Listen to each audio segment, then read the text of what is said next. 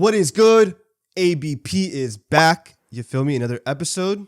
Before we get started, make sure you hit the like button. Hit the like button. You know what I'm saying? Get in the comments and hit the sub button. We're trying to hit 500 subscribers by the end of the year. So do that right now. Let's get right into it. City versus Tottenham Hotspurs at the Etihad. What a game. I feel like it never disappoints, honestly. Those two teams, it really never disappoints. There are a few fixtures that never disappoint. Like Arsenal, United, never disappoints. City, Tottenham, I don't know what it is, bro. There's something about this fixture. There's always, it can never be a normal 90 minutes, bro. Ever. And you know who also can never stop scoring against Manchester City? That boy Heung-Min's son, Sonny. Que golazo. I mean, at the end of the day, we saw this coming, broski. Yeah, we did. We saw a Son goal coming. I mean, it's a guarantee. If there's one team that Son's consistent against, it's City. He's got Ederson's number, bro. I don't know what it is, bro. Anytime Ederson sees Son shooting the ball, bro, his hands disappear. His hands go into his body like they're non-existent. Like there's so many goals Son has scored against Ederson where the guy just doesn't know what, he doesn't use his arms. I don't understand what it is about Son shooting that affects Ederson, but another mistake by him caused the first goal. Yeah, Doku trying to retreat. I mean, it was a set piece, right? It was a set piece. They countered off the corner.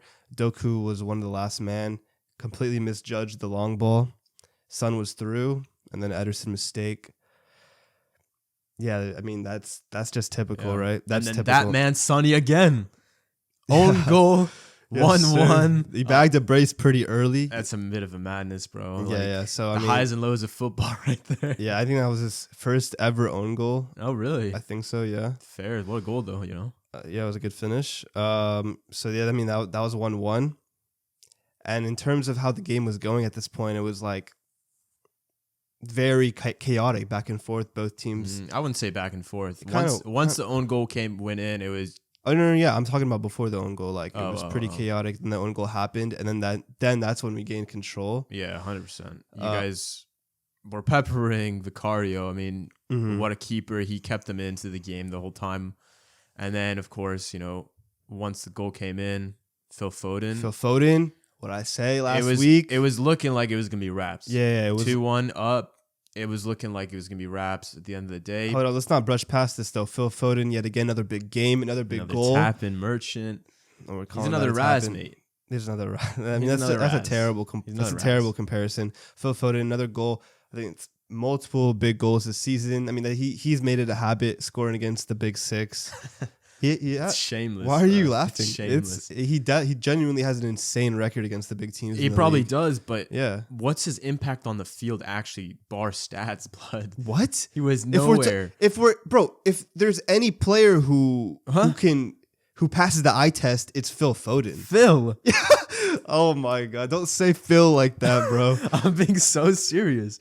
If there's any player who passes the eye test, if you had removed him from that first half, you wouldn't have noticed a single differse from when City was playing. I don't like. Why do you troll for? You're trolling for the can. I swear, I'm not trolling. If it was KDB, you would definitely see a difference if he was on the pitch versus off. When it comes to Phil Foden, not really. Even with Doku, honestly, Doku had a really good first half, and I think you could have seen if Jack Grealish started that game, you could have noticed Doku missing.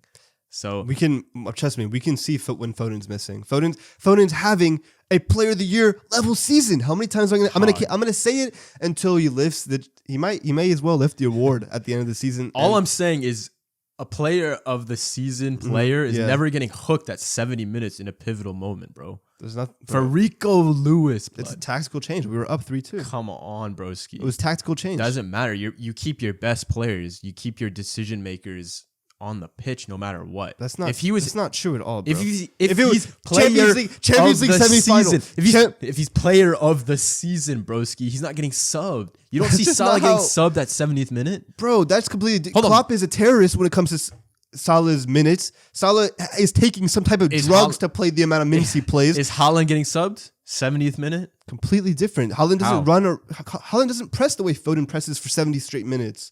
It's completely different. Foden's running around nonstop. That's how he plays. Champions League semifinal. Champions League days, semifinal against Real Madrid. KDB got subbed off. Talking about last year now. This was 2 years ago. All right. 2 years ago. 2 years ago. I'm bringing up examples of you just because they're your best players doesn't mean they can't get subbed off. That's what I'm bringing up examples of. You know what I'm saying? Look, Foden, I thought he had a great game. Bags another goal. And we're going to be, we'll see in April, May who we're talking about for the player of the year. I'm saying it in November, December, you know what I'm saying? But yeah, at that point, you know what I'm saying? It's a 2-1, right? 2-1. We were dominating. Spurs had their odd little break, but for the most part, it was pretty comfortable. At that point, I started going to my phone, bro, for entertainment. Like the game it was gonna be one of them ones. You're telling when me you watch Manchester City, you get dulled to sleep, bro. You're telling me you were trying to bring up your phone TikTok during the game because you were bored? That was a great game. When I see Man City go up in the first half, like we know what Pep's gonna do. He's gonna play terror ball. He's gonna be possession based. It's gonna be very dry football. Regardless if we're up or not up, we're always gonna have the ball. We're always gonna have more possession. So it's mad boring, So why do you? I don't understand. I'm trying to understand. I still watch the game. Why do you tune in? Why do you tune into games if you know what you're gonna expect and you know you're gonna get bored? There's no other games to watch. I guess at that point. All right. But I'm being completely serious. All right, bro. fine. You can be serious. That's completely fine. You know what I'm saying?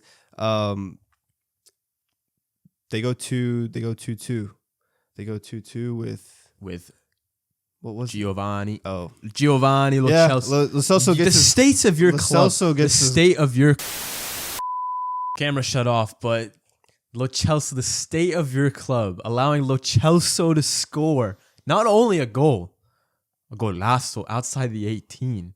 Look, you know what I'm saying? Days, it's bro. Lo Celso. Respect him. Good player. World Cup winner. You know what I'm saying? World Cup winner. Mate. Look, he's a player who's taking his opportunity. You know what I'm saying? James Maddison injured. It's his time to prove a point to Ange, and he's doing it. 2 goals back to back. It was a good finish from him. It was a mistake at the end of the day. You know what I'm saying? We're playing out the... Was it? I'm getting to who made the mistake. Okay, go on. Alvarez... I'm not enjoying him anymore at the 10. You know what I'm saying? Like, again, the ball comes to him midfield and, he panics a little bit. I'm not sure. I mean, he tried to play Haaland through one time.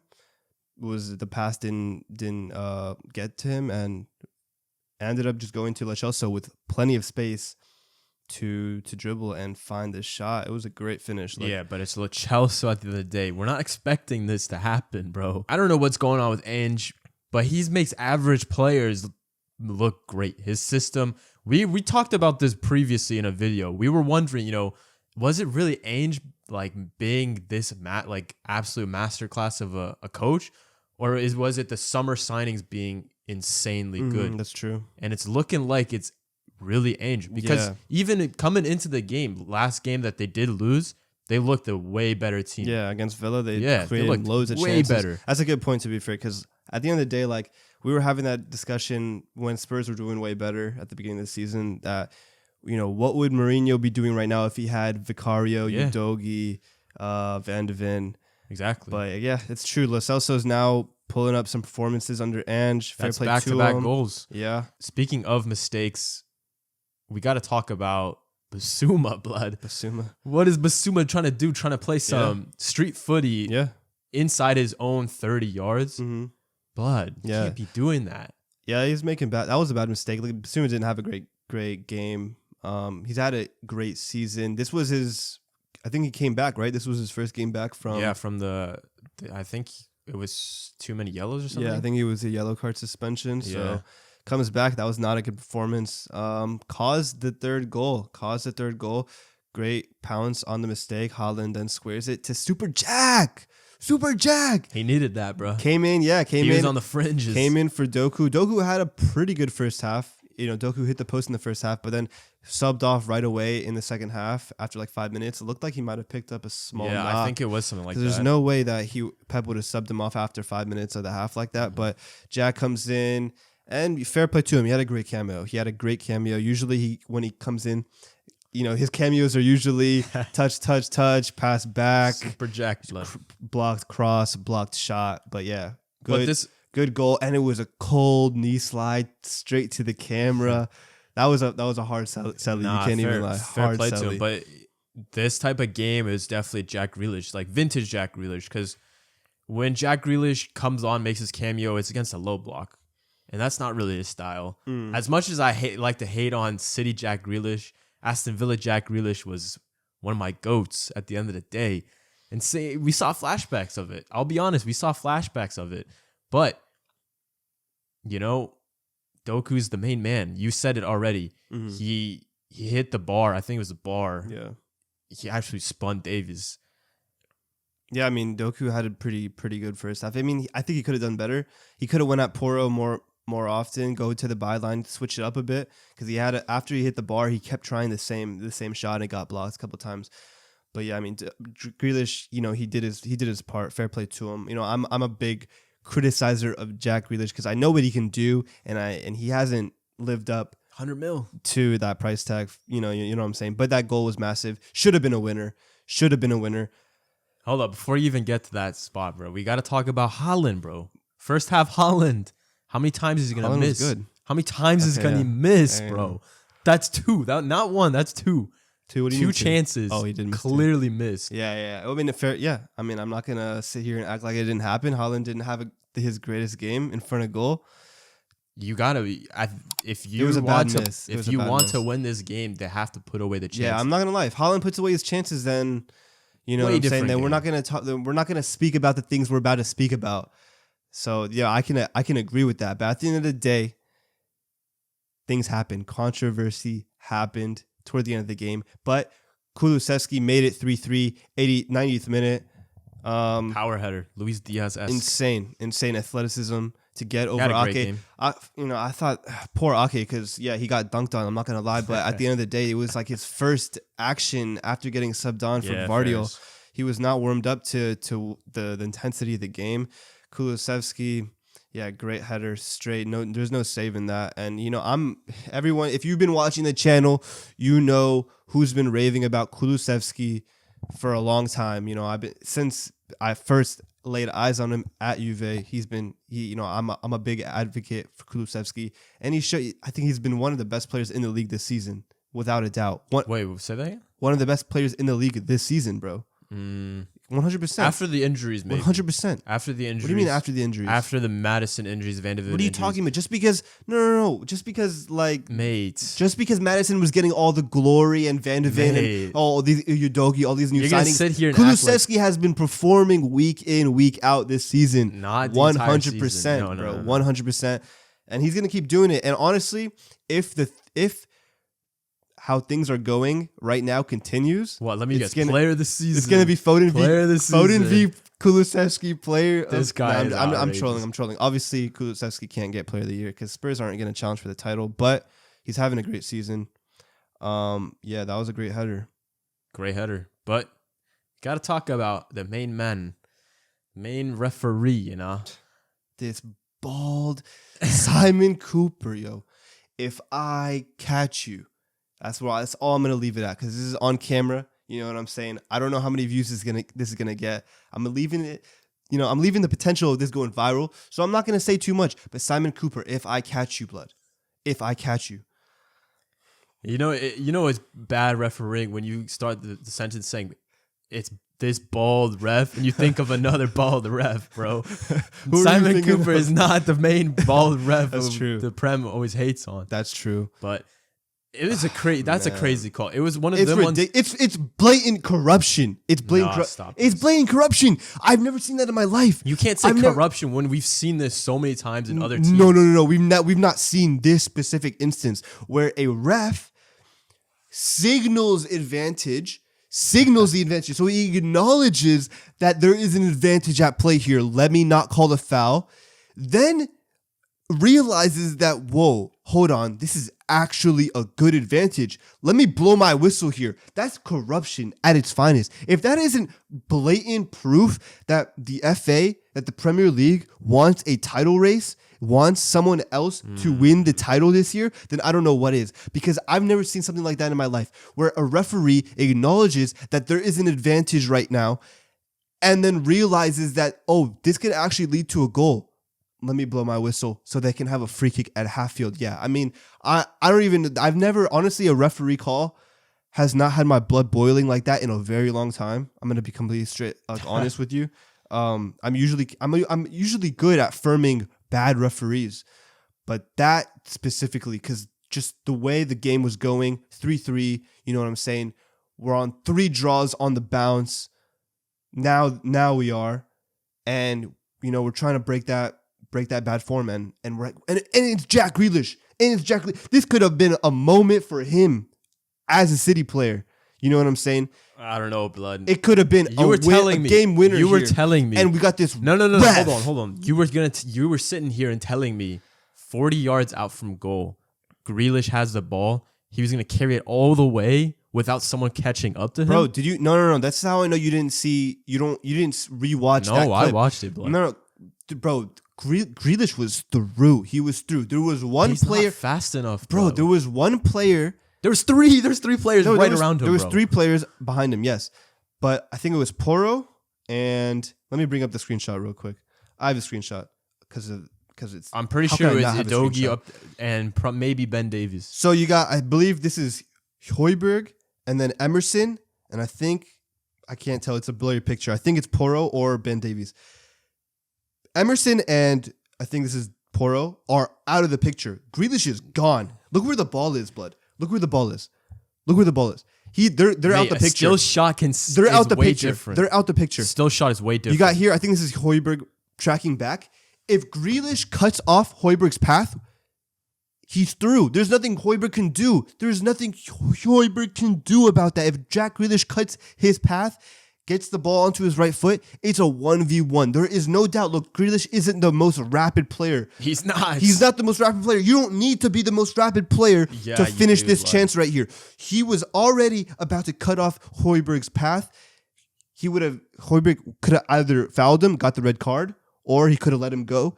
Probably would have let him go. Bro, and Jack Grealish is through one-on-one Vicario. Mate. It's ridiculous. No, I'm not going to have any of this. Oh, Grealish would have got caught up. No, I'm not having that. That's the worst person to have in a 1v1. No. Grealish is great. Grealish's finishing is not a problem. I'm not talking about finishing. I'm talking about speed and pace. I'm telling you, he's getting caught up. Sitting here and acting like Jack Grealish is a slow player is just ridiculous. He's not a slow player. He's rapid, especially on the ball. He's much quicker than a lot of players on the ball. And no, I'm not having that. I'm not having any of this. Jack Grealish would have got caught up by the defenders. No. I'm not having that whatsoever. And even if no way he would have been caught up because he was cutting off the path. He would have been through. I'm 99% sure even if he doesn't, he still has to go up against Vicario, who's been insane at 1v1 shot stopping. You can sit here and say, "Oh, he would have got caught up. Oh, he would have missed." To try to take blame away from this corrupt referee. No, I'm not. I know where my head is at. I know where my priority is at. I'm looking at that refereeing, and that is just a shambles. It's disgustingly bad. Nah, you know what it is? And I'm not even being dramatic here. I'm not even being dramatic. You know what it is? I would have been like, you know how in FIFA sometimes when you play the ball way over the top and then he blows the whistle immediately? Like I could have seen that being an poor judgment on his part, but the fact that he goes to blow the whistle and then you see him say advantage and then 5 seconds later, once the ball is played, the ball drops on the floor and then he blows the whistle. It's like, nah, bro. You can't be doing that. You can't be doing that, bro. It's honestly I can't register in my head how he possibly could have thought that there was no longer an advantage. It's ridiculous. I have no words for that, honestly. But it's kind of the story of our season so far. Refs making big calls that are affecting games. We saw last week against Liverpool, the disallowed goal that's horrific. That's a horrific call.